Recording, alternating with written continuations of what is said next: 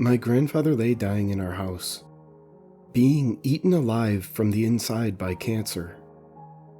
His face was sunken, his trembling, arthritic hands looking like claws as he reached out for my shirt and pulled me down closer to his mouth.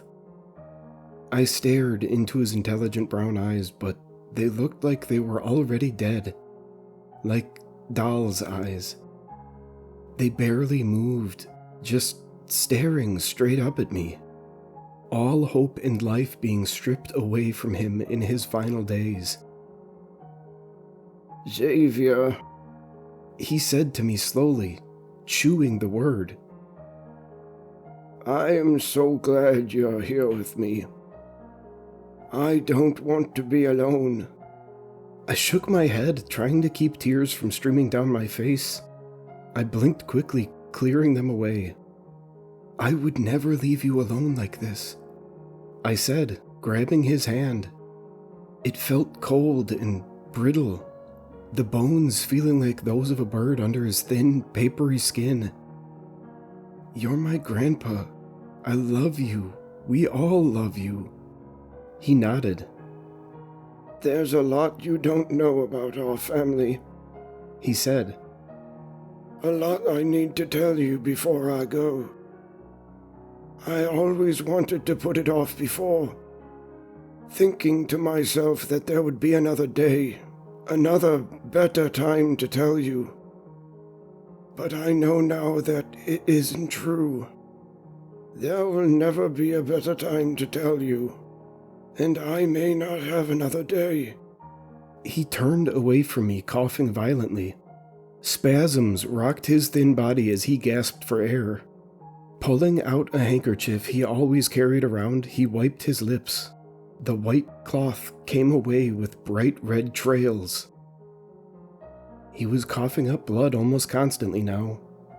As he gulped in another breath, I went to the nightstand next to his bed and pulled out a pill of morphine and another of ibuprofen to give to him. He waved me away. "Just the ibuprofen is fine," he said. "I need to keep a clear head for what's coming." "But what's coming, Grandpa?"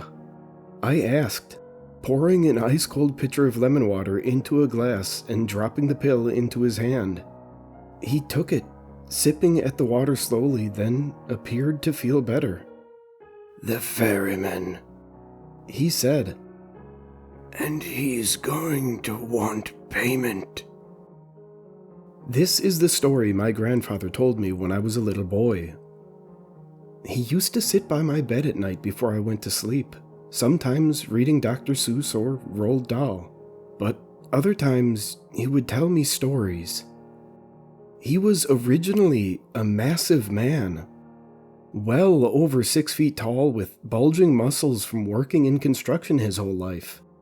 His eyes were always bright, curious, and compassionate. But in the end, the cancer and arthritis took all of that away from him. "Many years ago," he began, sitting in a chair next to my bed, no longer reading but looking up at the ceiling, his brown eyes twinkling as he recited the story by heart. "There was a boy. He liked to play outside a lot. He would spend all day in the forest near his house, and every night he would come back dirty, scraped up, smelling like pine sap and sweat, but he loved it. He tried to explore deeper and deeper. His father had died mysteriously, so he only had a mother. The mother was a nice woman, but she always worried about her son. 'Don't go out in the sun,' she would tell him, 'because sunlight causes cancer. Don't be around cigarette smoke,' she said, 'because even just being around it will kill you. Don't eat red meat,' she once said, 'because that will kill you too.' But the boy would just smile, nod and think about his time in the forest. He knew his mother only worried because she loved him, you see.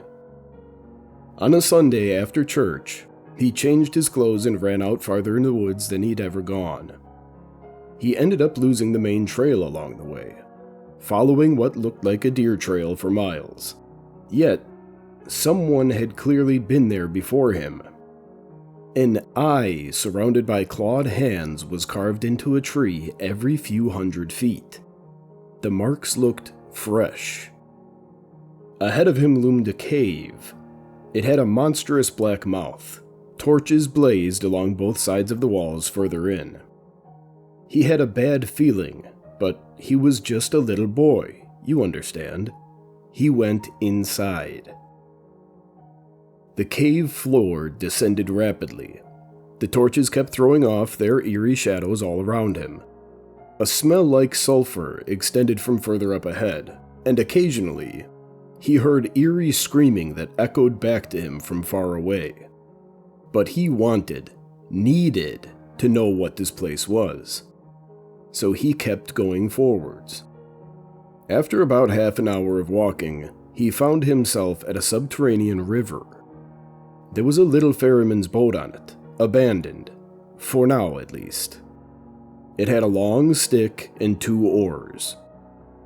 It didn't look like any boat he had ever seen. It looked like those he had seen in the history textbooks from ancient Egypt. Curved, almost like a banana, with strange hieroglyphics of eyes and half-human, half-animal beings painted on all sides. Laughing with glee, he jumped in. But as he did, he realized that someone had written on all the cave walls next to the boat. Many languages existed there. Looking around, he saw writing in English nearby. Huge, spiky letters that covered the wall from 15 feet up to the ground floor. And, being intrigued, he read it. Those who wish to cross must now pay their respect. First suffer a loss, in coinage or in death. If you do not heed the warning herein written, then surely all your greed will cause you to be stricken. Next will come the dreams of horrors that are blind, the cracking of the beams holding up your mind. Last will come your death. We will take your body back. When you finish every breath, Nyx makes your eyes turn black. Now, this little boy didn't know what a Nyx was, or who had written the poem in dozens of languages, or whose boat it was. But he was intensely curious to see what was on the other side of this shore. So he pushed himself off with the stick, using the oars to cross the river. The screaming and echoes had all stopped, at least for now, and all he heard was the soft splashing of the oars as he paddled across the river. As he got to the other side and dismounted, he realized he had made a terrible mistake. There were bodies everywhere. Bodies of men, women, and children. Bodies of animals. Bodies of half-human, half-animal creatures that don't exist in our world. All of them were mummified, wrapped up in pure white gauze, only their heads visible. Their eyes were all closed, looking peaceful and happy. When he stepped foot outside the boat onto the shore, however, the eyes of all of them flashed open in an instant. The creaking of their old joints was the only thing he could hear when they turned their heads to look at him, hissing and screaming in unison. From farther on in the cave, he heard the running of feet. A man with pale, cracked flesh falling off all over his body shrieked like someone being burned alive, his mouth falling open and showing countless broken teeth. "Boy!"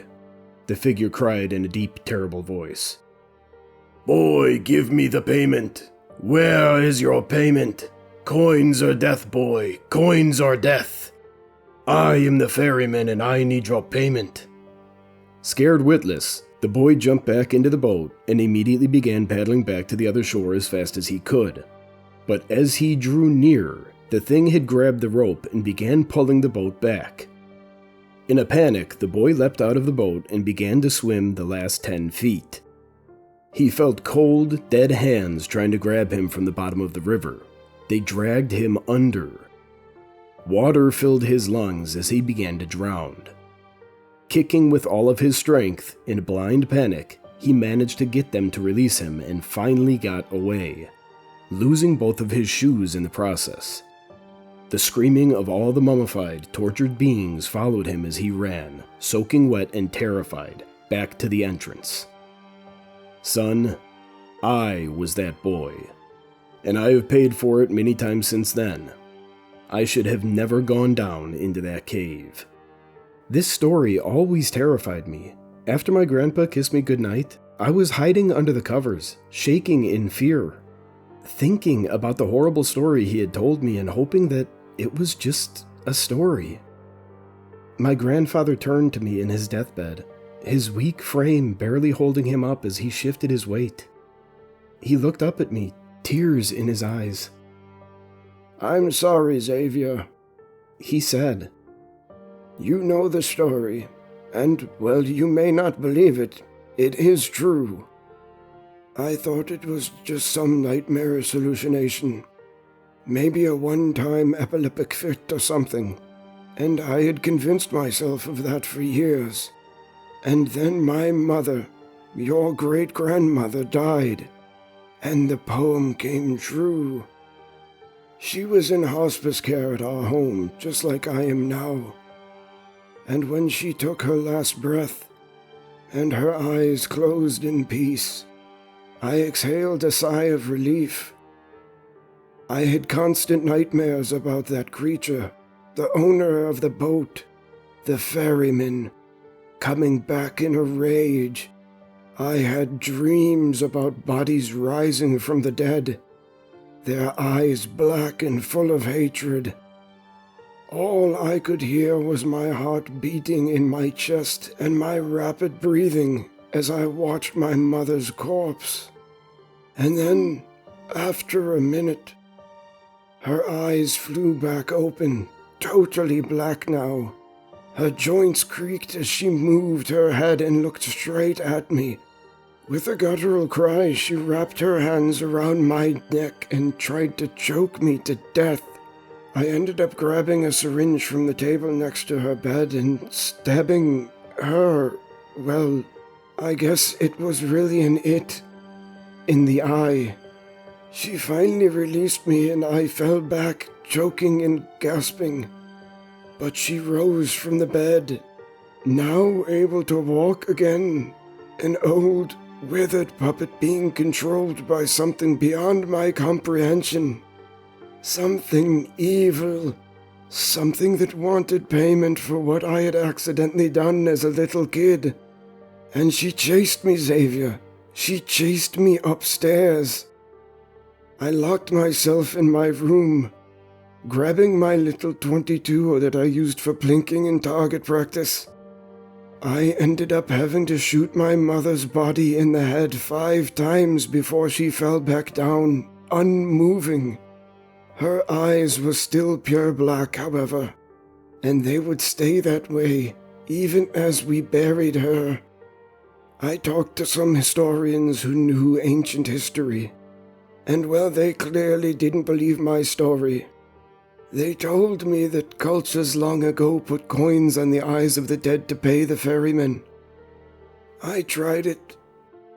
Every time another cousin or uncle or aunt died, I made sure to put 2 pure silver coins over their closed eyes as soon as they took their last breaths. And it worked. The ferryman never came back for me. You need to do this too. When I die, put the coins over my eyes, or he will take control of my body like he did so many before me. I scoffed at this, but I could see he was in a lot of pain and fear. I nodded. Sure, Grandpa. I'll make sure to put coins on your eyes. But I knew it was just some delirious conviction of a dying man. Of course, I wasn't going to put coins over his eyes. My grandfather died an hour later, and that was when everything went wrong.